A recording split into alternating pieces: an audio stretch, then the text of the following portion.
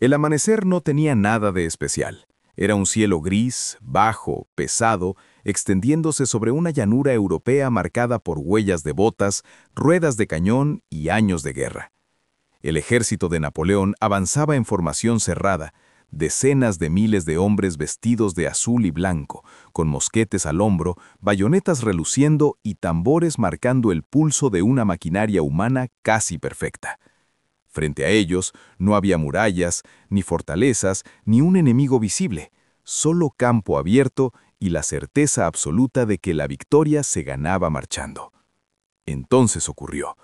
Un rugido desconocido atravesó el aire, un sonido que ningún veterano había escuchado jamás. No era artillería, no era trueno, era algo más profundo, mecánico, antinatural.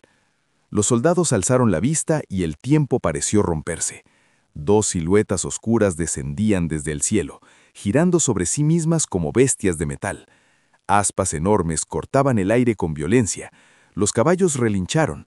Algunos hombres cayeron de rodillas sin entender por qué su cuerpo reaccionaba antes que su mente.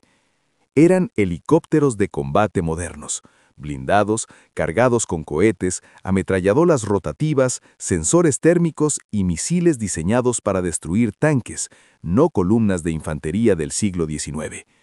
En sus cabinas, dos tripulaciones entrenadas observaban pantallas llenas de símbolos, rangos y lecturas digitales.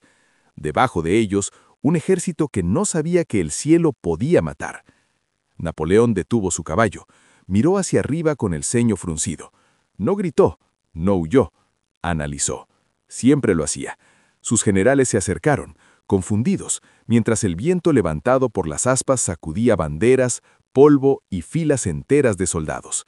Aquello no estaba en ningún mapa, no existía en ninguna doctrina.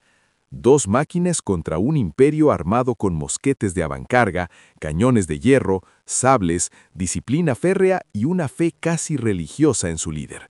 La pregunta no era si podían ganar, la pregunta era qué precio tendría descubrirlo. El primer disparo no vino del cielo, vino de la tierra. Un cañón francés, operado por hombres que llevaban años viendo morir compañeros, giró su boca hacia una de las sombras que flotaban sobre el campo. El artillero no sabía qué estaba apuntando, pero sabía una cosa: todo lo que volara así debía caer. El cañón rugió y la bala de hierro cruzó el aire, para perderse inútilmente cientos de metros más allá. El helicóptero ni siquiera corrigió su posición. Desde la cabina, el piloto observó el fogonazo con calma. No había sorpresa, solo confirmación. Abajo, Napoleón tenía números, coraje y experiencia. Arriba, ellos tenían información. «Contacto hostil confirmado», dijo el copiloto, mientras los sensores marcaban columnas enteras de infantería, artillería y caballería como puntos luminosos. Los helicópteros no eran simples máquinas voladoras. Llevaban depósitos de combustible sellados, blindaje ligero, sistemas de contramedidas y munición suficiente para convertir el campo abierto en un infierno allá abajo. Cada uno cargaba cohetes no guiados, capaces de arrasar formaciones compactas, y una ametralladora capaz de disparar miles de proyectiles por minuto. Abajo, los franceses solo tenían pólvora negra, balas de plomo y tiempo, muy poco tiempo. Napoleón levantó el brazo, ordenó dispersión. Las columnas comenzaron a abrirse, los tambores cambiaron de ritmo, los oficiales gritaban intentando imponer orden sobre el miedo. Era un ejército entrenado para enfrentar cañones, no dioses mecánicos. Aún así, no huyeron, avanzaron. El primer helicóptero descendió ligeramente y abrió fuego. La ametralladora rugió como una sierra gigante. La línea francesa se rompió en segundos, no por cobardía, sino por pura física. Hombres caían sin entender de dónde venía la muerte. El segundo helicóptero lanzó una salva de cohetes que explotó entre la artillería, convirtiendo cañones y caballos en fragmentos ardientes. Y aún así, entre el humo y los gritos, Napoleón seguía de pie, observando, porque incluso frente a lo imposible, el genio buscaba una forma de resistir. El campo de batalla ya no se parecía a ninguno que Napoleón hubiera visto antes. El humo no venía solo de la pólvora, sino de explosiones limpias, precisas, casi quirúrgicas. Sin embargo, el emperador no estaba derrotado. Su mente trabajaba más rápido que el caos. Si esas máquinas necesitaban mantenerse en el aire, entonces el tiempo era su enemigo. Si atacaban desde arriba, entonces el cielo debía saturarse. Ordenó a la artillería restante disparar en abanico, no para acertar, sino para obligar a los helicópteros a moverse. Cientos de mosquetes comenzaron a disparar al unísono, una nube de plomo subiendo como un acto desesperado de desafío. No era una táctica lógica, era una apuesta emocional. Y por un instante, funcionó. Los pilotos tuvieron que ganar altura. Las alarmas sonaron brevemente, no por daño real, sino por riesgo acumulado. Munición al 70%, informó uno. Nadie había planeado una guerra larga contra el pasado. Cada cohete lanzado era irreemplazable. Cada ráfaga contaba. Abajo, la caballería francesa avanzó. Miles de jinetes con sables y lanzas, formados en una carga que había roto ejércitos enteros en Europa. El suelo tembló bajo los cascos. Era hermoso y aterrador. El piloto dudó un segundo, no por miedo, sino por claridad. Aquello no era una simulación, eran hombres reales, con valor real, cargando hacia algo que no podían comprender. El helicóptero giró y disparó otra salva. La carga se desintegró en segundos, caballos cayendo, jinetes arrojados al suelo, estandartes rotos. La formación murió antes de llegar a 100 metros. El campo quedó en silencio, roto solo por el eco de las aspas. Napoleón apretó los puños. Entendió la verdad más cruel. No estaba enfrentando armas superiores, sino una era completa. Y aún así, no ordenó retirada, porque rendirse no estaba en su lenguaje, y porque tal vez resistir también era una forma de ganar. La batalla se había transformado en algo irreconocible. El orden perfecto del ejército napoleónico se fragmentaba en islas de resistencia, grupos de hombres que seguían disparando no porque creyeran que podían ganar, sino porque no sabían hacer otra cosa. Los oficiales gritaban órdenes que se perdían bajo el rugido constante de las aspas. Cada descarga de mosquete era un acto de fe, no de eficacia. Desde el aire, la escena era distinta. Los sensores mostraban temperaturas, movimientos, concentraciones humanas. Todo estaba cuantificado, devaciado. Uno de los tripulantes bajó el volumen de los auriculares. «Siguen avanzando», dijo en voz baja, casi con incredulidad. No había odio en su tono, había respeto. Napoleón reunió a su Estado Mayor. Algunos proponían retirada, otros reagruparse. Él miró el campo destruido y comprendió que ninguna maniobra clásica funcionaría, pero también entendió algo más profundo. Esas máquinas no podían ocupar el terreno. Podían destruirlo, sí, pero no sostenerlo. Ordeno que se acerquen, que bajen. La infantería comenzó a ocultarse entre el humo, los restos, el terreno irregular. Los cañones que quedaban se posicionaron en silencio, no para vencer, sino para forzar un error. Arriba, el combustible descendía lentamente. El tiempo, por primera vez, no estaba del lado del futuro. Uno de los helicópteros bajó para identificar objetivos. Fue entonces cuando una descarga concentrada de artillería explotó cerca. No lo derribó, pero lo sacudió. Las alarmas sonaron de verdad esta vez. Impacto cercano, daños menores. El piloto apretó la mandíbula. El pasado acababa de morder.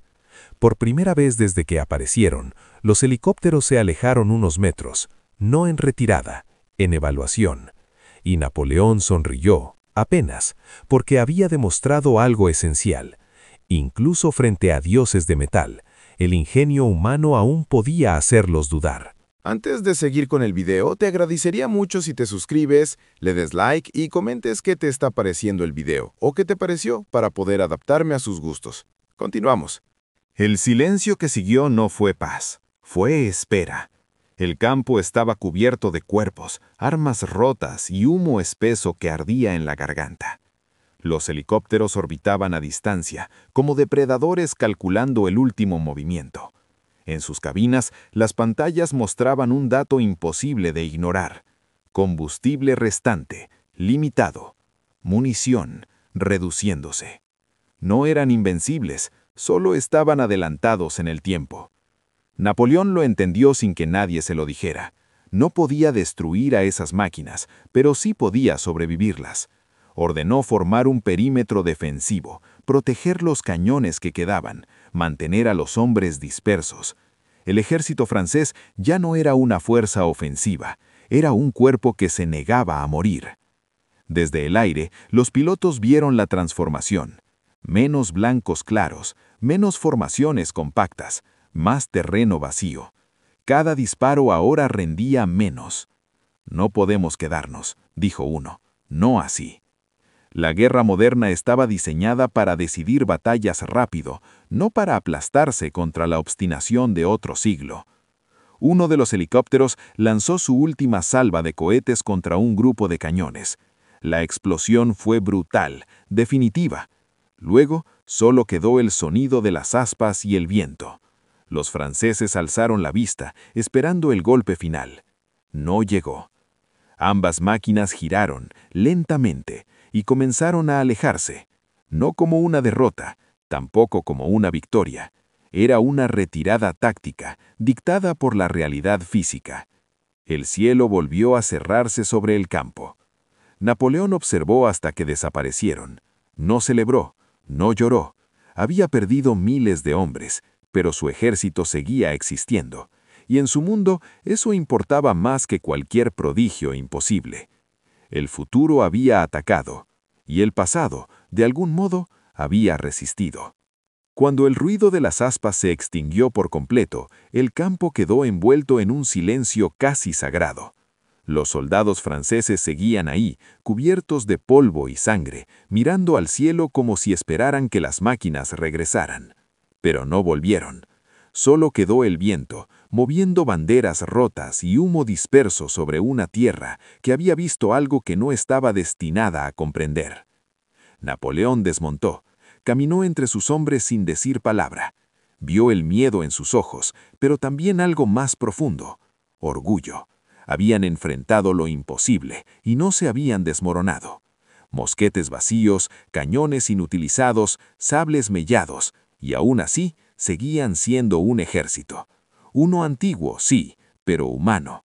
Aquella noche, alrededor de hogueras improvisadas, nadie habló de victoria, tampoco de derrota. Hablaron de los sonidos, de las sombras, del fuego que caía del cielo. La historia aún no tenía palabras para describir helicópteros, misiles o sensores, pero ya tenía un recuerdo nuevo, grabado en la memoria colectiva de quienes sobrevivieron. En algún lugar lejano, los helicópteros aterrizaron con los tanques casi vacíos. Las tripulaciones bajaron en silencio. Habían ganado cada enfrentamiento táctico, y aún así sentían un peso extraño en el pecho. Habían visto algo que los manuales no enseñan: la resistencia desnuda del ser humano cuando no tiene forma de vencer, pero sí de permanecer. ¿Podrían 2 helicópteros modernos destruir al ejército de Napoleón? Sí, sin duda. ¿Podrían quebrarlo por completo? No tan fácilmente, porque la guerra no siempre la decide la tecnología, sino la voluntad de quienes, aún sabiendo que están condenados, se niegan a desaparecer.